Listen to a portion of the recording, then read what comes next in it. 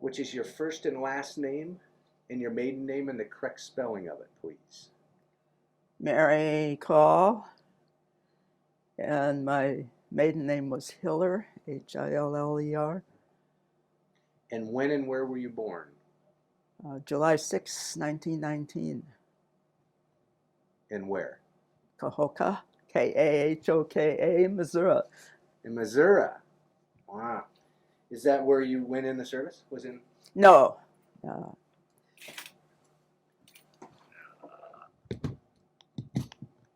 Good. I'm glad you can look at that and I don't. So what was Kahoka? Is that right? Uh-huh. What was it like? About 1,200 people then. Country town, county seat.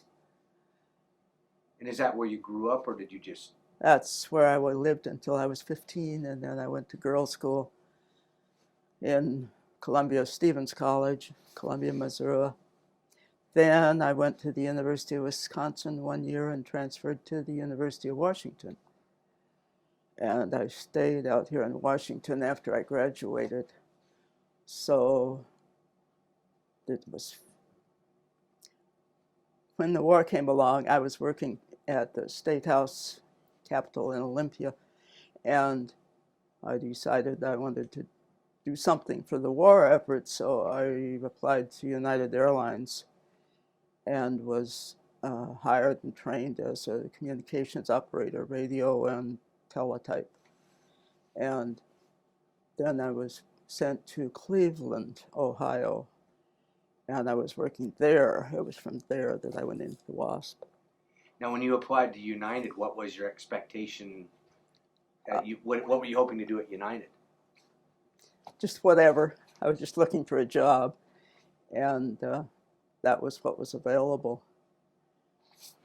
Somewhere in there I should have said that while I was at the University of Washington, I took the civilian pilot training program that was offered there when President Roosevelt decided that they were going to need pilots. They started training pilots. That was 1939.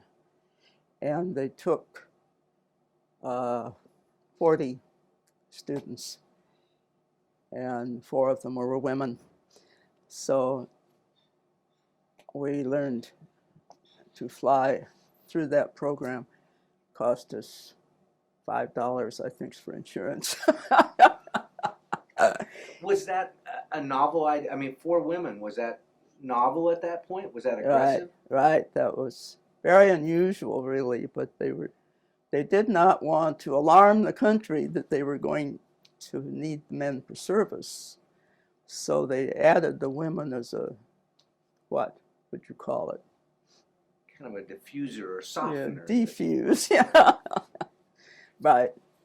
And that, I had the private pilot's license as a result of that training, which got me interested, of course, in flying in airlines, and that's why I applied to United when I had the opportunity. Was there a resistance of women coming into this man's world when you started to take lessons at the University of Washington, or was it? No, the fellows thought, oh, that's a novel idea. And they divided this into 4 groups so that there was 1 girl and 9 fellows taking lessons from each. There were 4 instructors. 2 companies that did that, one at Boeing Field, and I learned to fly on Lake Washington or Lake Union. What did you train on? Air Blanca. And what was it like? It was a little, I think, 65 horsepower. But it was enclosed, which was not. We got to Sweetwater that was open cockpits for the primary training. So I guess it was luxury in Washington. Of course, we always flew and had to fly in contact flight rules, good weather. So it could be cold, but that was it. Or hot, depending. Now, when you worked your way out to Washington, where did you just, it was because you were moving on to university, is kind of how you ended up out here? Yes, I went, my mother was from Wisconsin. So I went to the University of Wisconsin 1 year, and at the time I thought I wanted to major in sociology. And the first year I was there, Wisconsin lost their accreditation for sociology, so I couldn't get that kind of a degree. And again, family, I had cousins that were the same age as I that were going to the University of Washington. So that's why I transferred there. I won't hold the University of Washington against you. Are you Washington State? I was going to say, that's my... Actually, I went to many different universities, but... I have a very good friend from Washington State, so I knew as soon as you said that. Did you tell your parents you were going to start flying? I probably had to have their permission. I don't remember exactly. So you don't remember if they were excited or shocked that their daughter was... No, I did it in the mail, so I guess if I did it, I suppose I had to, wouldn't you think? Might have. Yeah. So where were you when Pearl Harbor happened? Olympia, working for the State Tax Commission, secretarial work. And so that started a patriotic aspect in your mind? Or? Right. Well, everybody in the country responded to that attack at Pearl Harbor, so that people that weren't in war-related industries moved so they could, move their families so they could get that kind of work. Everybody was in the same mood. Now, make sure I have the time frame right. By the time Pearl Harbor happened, you already had your private license? Mm-hmm. Yes. So yes. You were... Right. That was one of the requirements for getting into WASP was having a private license. So now, how did you get from United to Stillwater and getting into the WASPs? I was working in Cleveland, but I was still in touch with one of the girls that I thought you were talking about a while ago, Barbara London. I met her. Oh, did you? Yeah, I interviewed her. I interviewed her about 3 years ago. Uh-huh. And she's been interviewed a lot. Yes. So she and I had kept in touch because we took the pilot training together in Seattle. And she had been part of the Women's Air Ferry Squadron, which preceded the WASP. And then she knew that the WASP was organizing, and she kept writing to me and telling me that they kept lowering the requirements for women because they kept needing the pilots. And when they got down to 75 hours of logged flying time, which I had, she wrote and told me that I should apply. So I did. And I went from Cleveland to Dayton, Ohio, to an Air Force base for a physical, and that's where I qualified. And then the only thing I had otherwise was an interview with Jacqueline Cochran, who was the organizer of the training program. And she interviewed, a personal interview, and that was it. I think we had to be between 21 and 35 years of age and have a high school education. And the requirements weren't very strict if you had the private pilot's license. When you talked about going into when you enlisted, when you went through all your exams and all that, were there a lot of other women going in? I mean, besides WASP, or was it this kind of? It was just for the WASP, I believe. I don't remember for sure. There was another girl from Cleveland that we must have gone down there together. We ended up rooming together in Sweetwater. I had not known her before, but we had to pay our own way from Cleveland to Dayton and back, and then Cleveland to Sweetwater. And I went on the train, so it was exciting. It's interesting because you were proper military, correct? You enlisted in the service. No, we were civil service. See, that's what I thought. It is a different, because you got treated differently. There were, like you said, you had to pay to get. Right, and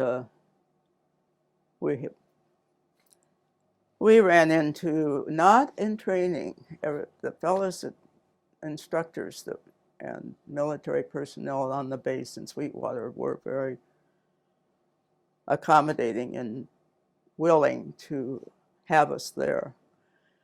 But when we graduated and were sent to the military bases, there were some bases that didn't want women there. And if you got a base where the commanding officer didn't want you there, you didn't have a very pleasant time. As time went by and they saw that we could do what they wanted us to do, then it was not as bad. But there were incidents that were questionable about one squadron that was doing towing targets in Carolina had several incidents of sugar in their gas tanks, so that they had to make forced landings. And so Miss Cochran just decided to shut that squadron down and move them somewhere else. We didn't confront them, but it was there. So were they subtle about it, like they were with the Tuskegee Airmen, where Tuskegee Airmen, they said, here, go do it, but we're going to find every way to kind of make you fail. Mm-hmm. Was there that type of? Well, when I went to Romulus, Detroit, when I graduated to the Ferry Command, the commander there didn't want the women there. And when we got there, he said he didn't know we were coming. What was he supposed to do with us? So he did nothing with us. We sat there for 3 weeks without even getting into an airplane. That kind of thing. But it was, you knew you were not welcome, but you just waited. And a lot of it depended upon the CO that you ended up with. Yes, Some places it right. sounds like. Right. Some were very happy to have us. They needed them more. Now, what was your job? What was it that they had you do?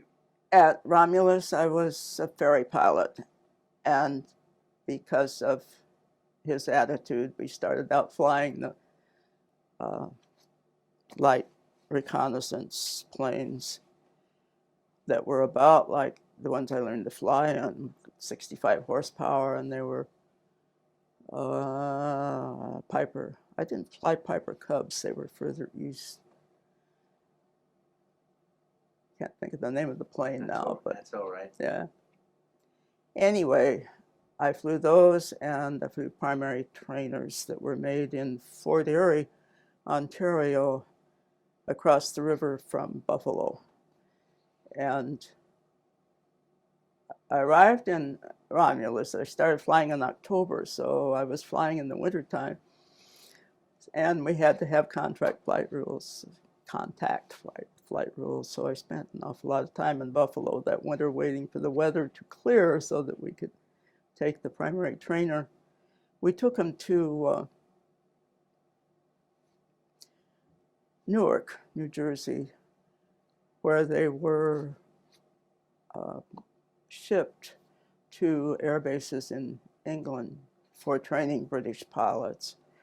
And we also took them, my first ferry trip was around south of the Great Lakes up to Virden, Manitoba, I believe, a primary training base up there. And it was winter.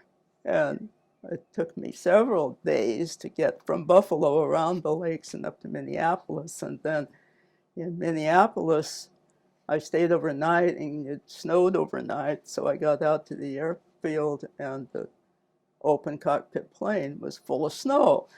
So I had to go out and shovel the thing out, and I'd shovel it out and go back in and get warm, and then I swept the wings off and got the motors started. Went back in to get warm again and came out ready to leave, and it started to snow again. So I got to do the same thing again the next day. It took over a week to get from Buffalo to Canada, but that was the first trip. So after that, I don't remember things so distinctly as I do that one. Now, did you fly? Well, let me back up one. for people that don't understand it, contact flying means At least, I want to say 300 feet of ceiling, but it seems like it must have been more, maybe not. Anyway, and visibility of 3 miles. because you were flying off of roadways and water towers and Yes, things of right. We didn't have radio, and we had to see where we were going. We were using maps and compass, and that was it. I think Barbara might have been the one that told the story of having to drop down a little low to see to be able to read the name on the water tower to know where she was. Right, we did that. And West Texas, fortunately, had railroad tracks. So if I navigated by the railroad tracks and the water towers and the things that I would eventually get familiar with down there. But up here, I had the mountains and the water. I knew which way I was going, but I had no landmarks in that West Texas. Did you fly in groups or just an individual when you were ferrying? When ferrying, sometimes there were 4 or 5 of us, sometimes just by yourself. And so, did you move up to different planes, or was that? Well, not through the winter. I flew the training planes and the light aircraft. And they were making B-24s outside of Detroit, but the commander would not let us in them. So that was what I did through the winter. And then in May, I believe it was, I was sent to Orlando, Florida for training for, they had a bill in Congress to try to get us into the military. General Arnold wanted us to be part of the military, but so they were training us in groups down in Orlando, and I'll look. That's You all can right. cut this part out. No, that's fine. No, and this is a lot of this will. Were they training you for military because they thought you were going to go fight, or because of benefits? They wanted the control. Oh. Because the women in the Army were WACs, the women in the Navy were WAVES, and they were part of the organization. But we were civil service, and if the girls wanted to quit, they could quit. Not many did, but I think that was it.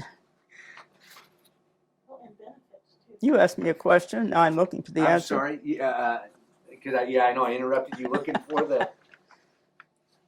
If we can't either one of us remember, we won't worry about Yeah, it. and that's it. As I said, it's very easy in that way. But so, and Pat was saying also for the benefits too. It sounded like if they brought you in because you had Nothing.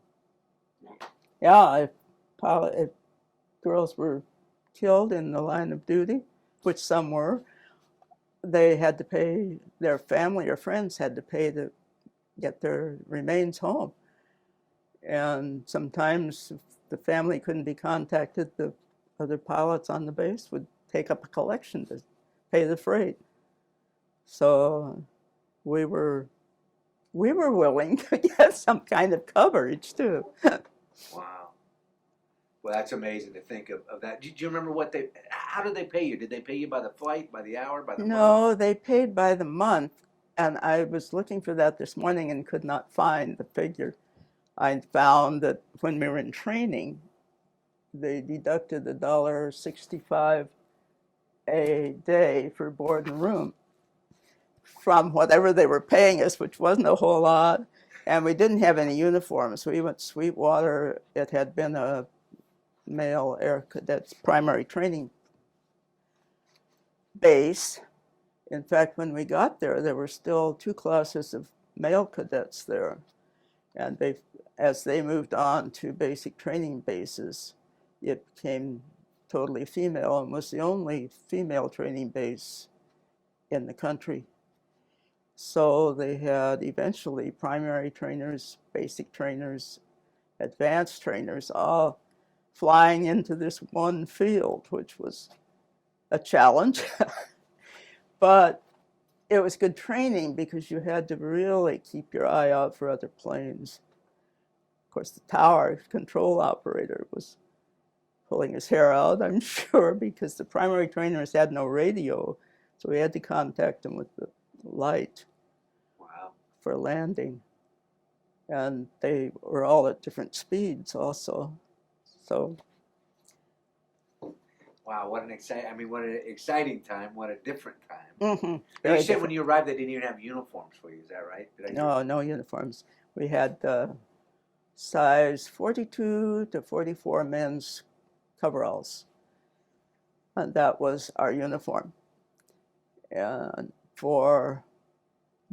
were there for 5 months and then had the graduation ceremony, which the director, Miss Cochran, came to, and she usually had a couple of generals. Her office was in Washington, D.C., so the brass were coming. So we had to look better than coveralls. And they had, there's, I think, some pictures in there of us in white shirts and tan trousers and overseas type cap. That again, they deducted from our pay. You probably owed them money by that time. That's why I can't remember what they paid me. That's patriotism. Yeah. I bet you, and the coveralls probably weren't even insulated coveralls. Oh no, they were they were canvas, I swear. They were so hot in the summertime. Khaki, probably. They were left over from when the men were on the base, and that was. You should have seen some of those little girls. They had to be at least 5'2". And some of them, I think, hung on a tree or something to get them be that tall. In those coveralls, they had them rolled up and cinched in at the waist, and the legs rolled up, and oh, they were hot.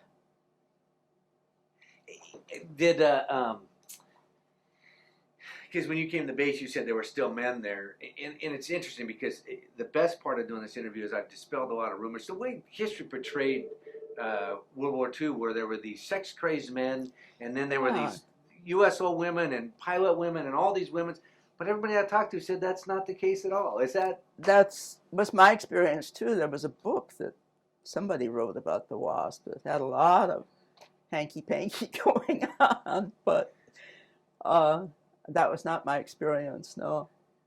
See, I haven't talked to anybody that said that was their experience. They said that there were a lot of young gentlemen that were patriotic. They were in the service. They were scared of where they were going. That war was going on. Right. There was when I was at Romulus, when we left the base, we signed out. Took orders to leave on a ferry trip.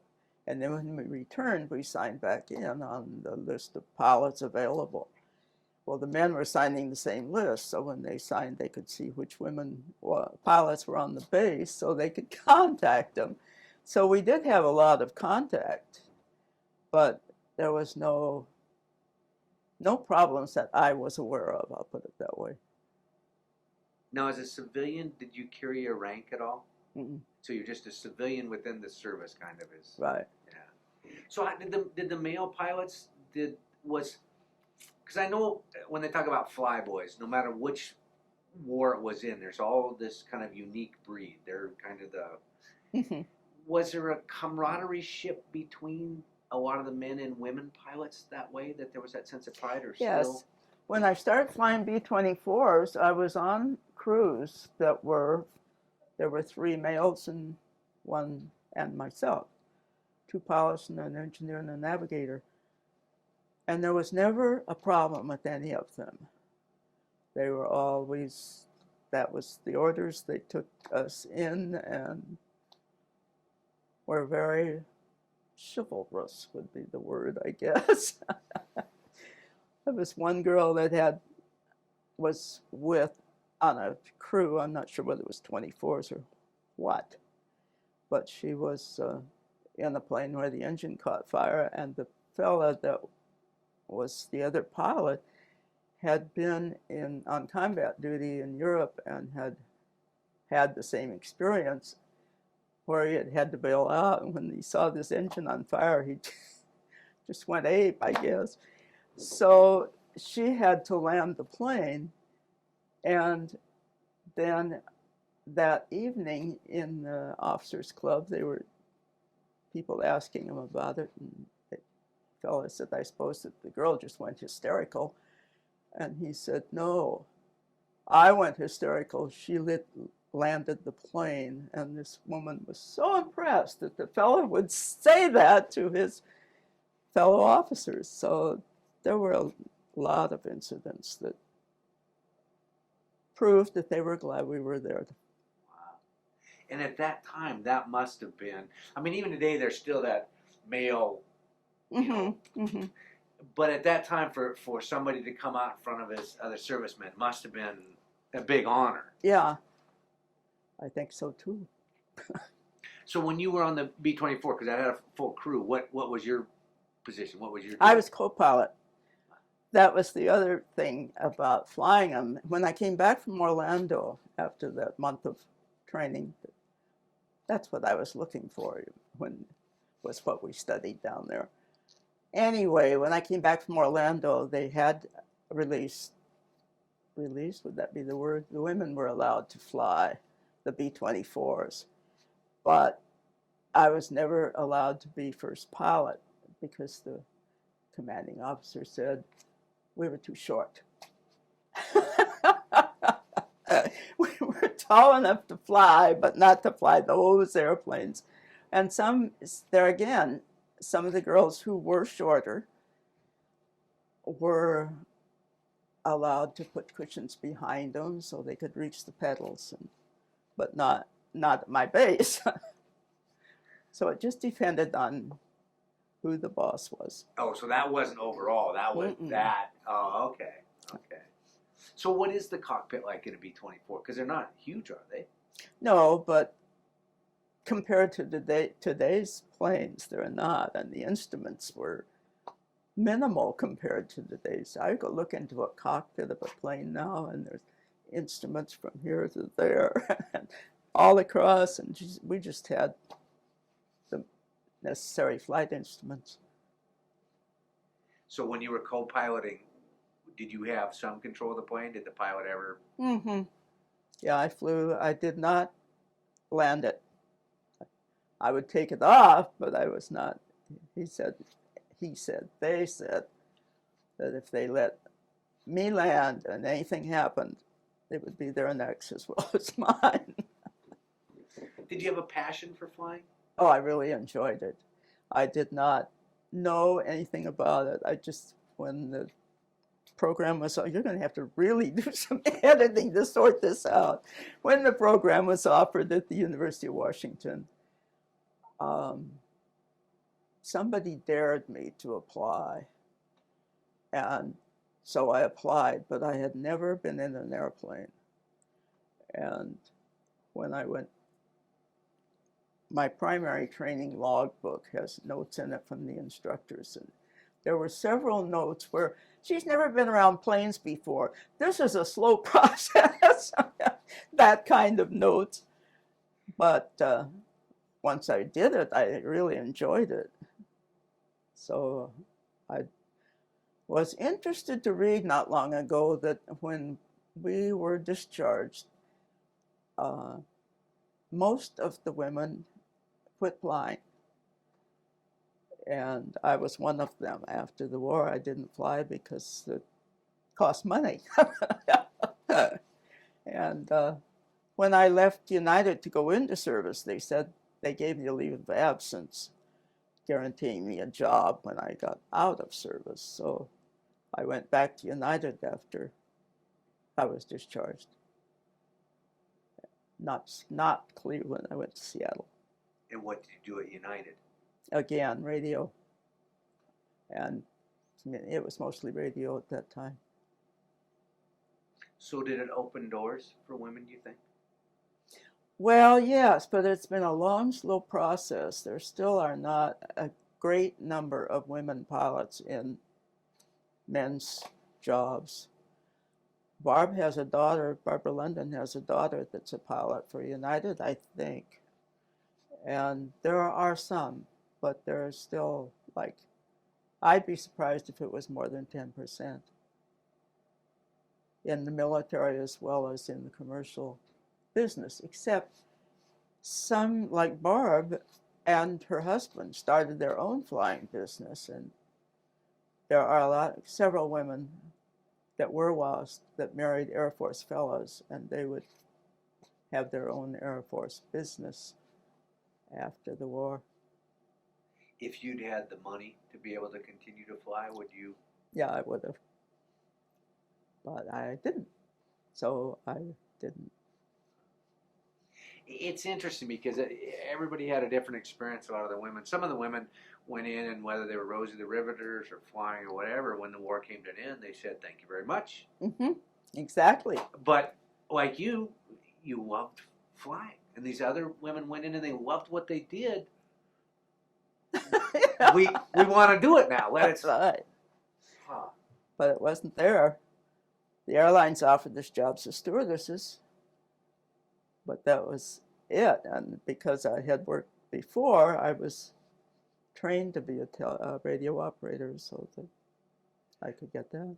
So would that be working in a tower as a radio operator or on a plane? No, it was on the ground, taking, at that time, commercial airlines had to report their positions by radio periodically, which to the company. And I received those, and that way operations could keep track of where everybody was. Was that uncommon for women in that era, in that period, in that position? No, I don't think so. It was more like an office job. So that was acceptable by the men that Mm-hmm. you could do that, but Yeah, that was something the women did. yeah. Do you remember as a little girl, would you ever have imagined having been able to fly and to do all those things? No, I didn't. I don't remember anticipating it. Do you remember as a little girl what you thought you wanted to be when you grew up? When I went to Stevens at the end of high school, I thought I wanted to be a social worker. And then when I graduated, I started looking for a job and found that I could make more money as a secretary than I could as a social worker. And I had to have my own car to be a social worker, so I never did go into it. I went in secretarial work instead because the job was there. You talk about your own car. Was that because of the expense of the car, or that women still weren't driving at that time? No, it was because of the expense. I had learned to drive when I was 14 or so. But then when I got my pilot's license, I didn't have a driver's license. And I didn't have a car. I didn't need a driver's license. Wow. So Barbara, you met at where did you meet Barbara? At the U? Mm-hmm. Oh, okay. When we both applied for the program was when I met her for the civilian pilot training. That's impressive because the two of you are a member of a very small group of women that changed a lot of history. I mean, you didn't realize that. I mean, you were doing. We were just doing a job, and there were 25,000 women applied for the WASP, and 1,800. I mean, 1,800. It's 1,800, isn't it? Both of those. Were accepted, and then a little over 1,000 graduated. So that's total. Yeah, so you look at. So it was a small group compared to the number of people in the military. And I would like to have WASP figures to find out how many women were in the WASP at the same time. Now Barbara, you're still in touch with some? Mm-hmm. Are there others that you're still in touch with? I know some have passed away. Yes, I think there are about 400 left now. And we lived in bays at Sweetwater. They were, excuse me, the barracks had 6, I think, bays in it along one story. And there were 6 women in each bay. and 2 bays had 1 bathroom. So there were 12 women using 1 bathroom with 2 shower stalls, 2 mirrors. And in my bay, there were 6 of us, of which 4 have passed away. And 1 I have not seen since we left training, but I communicated with her, and she's still in Tennessee. But I haven't seen her. I was hoping. Oh, I'm sorry. Go ahead. I was hoping she would come out. There's a reunion every other year of WASP, and the one this in September is in Portland. So I was hoping she would come out for that, but I don't know whether she will or not. It's interesting because you had already in your life been exposed to a little bit of the country. I mean, you'd come and moved out to Washington and been a couple of places in between. A lot of the people, it sounded like that was their first time of, you know, Getting away from home. Exactly. Yeah. Yeah. I've discovered that too from reading. I interviewed one woman. She was a Marine, and she was from like Pinckney, Texas, or something like that, some little town. And I said, "Well, why'd you join the Marines?" She said, "To get out of Pinckney." There's Lois. So, hello. Howdy. Is this the right place? This is it. Been up and down 18. Is there a camaraderie like with the Marines?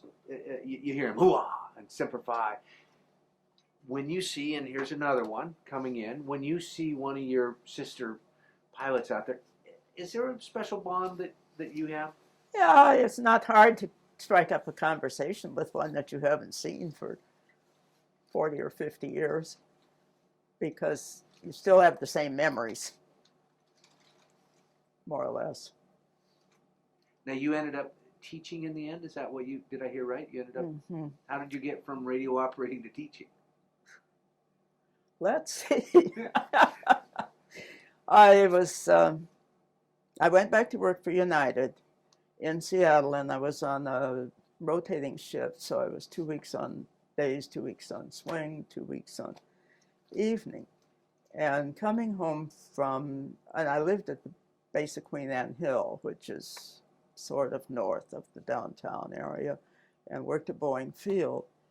Coming home after one of the graveyard shifts on the bus, and then I had about 2 or 3 blocks to walk to my apartment, and then I was followed by a couple of fellows that got off the bus behind me, and they caught up with me just when I got to the apartment courtyard, and I started screaming and kicking and so forth, and they left.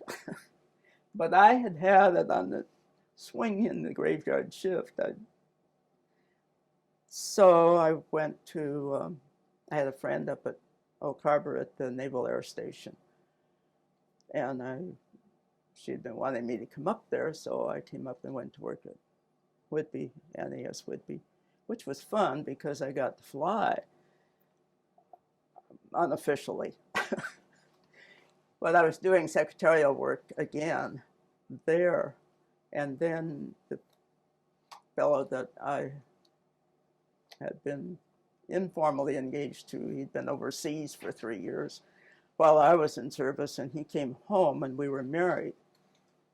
Then he went to school and I still was working. He became a dentist, and we came back to Washington.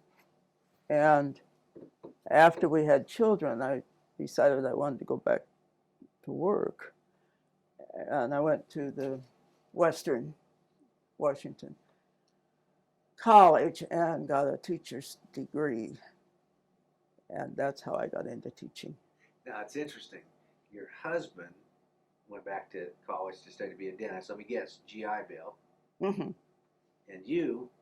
And I was working. No, we didn't have benefits. It was 33 years, I think, after the end of our service that Congress finally passed a law that we could be military and get military benefits. Of course, by then we got burial benefits. already had kids, family, grandkids. So when did you leave the WASPs? When? Well, yeah, did you end a war, or when did you? No, they were disbanded, deactivated, they called it, in December of 1944, because at that time the Allies knew they had the air war won, and the male pilots were being transferred out of their planes into the infantry. And the brass powers that be decided that that was a waste of manpower, which it was, and they deactivated the women so that there would be more flying jobs available for the men. And that was in December of 1944. That's when I left the service. And where were you when they deactivated you? Oh, Altus, Oklahoma. When, let's see, the end of the summer of 44, which would have been August, I think, I was transferred to the training command. And I guess their headquarters must have been Randolph Field in Texas. I was sent down there, and they looked at my multi-engine time and sent me to a training base in Oklahoma that was a twin-engine advanced training as an engineering pilot. And what we did was, whenever a new engine was installed in a plane, we tested it, I guess. What it amounted to was the way they drove cars in those days. When the engine was new, you had to drive it at a low speed. And that was what we did, was drive back and fly back and forth till you got enough hours on this thing. It was very boring. And then also the cadets would ding a wingtip or do something to a landing gear or damage the plane in a way that it had to be repaired, and then we had to test it afterwards. It was mostly that kind of flying.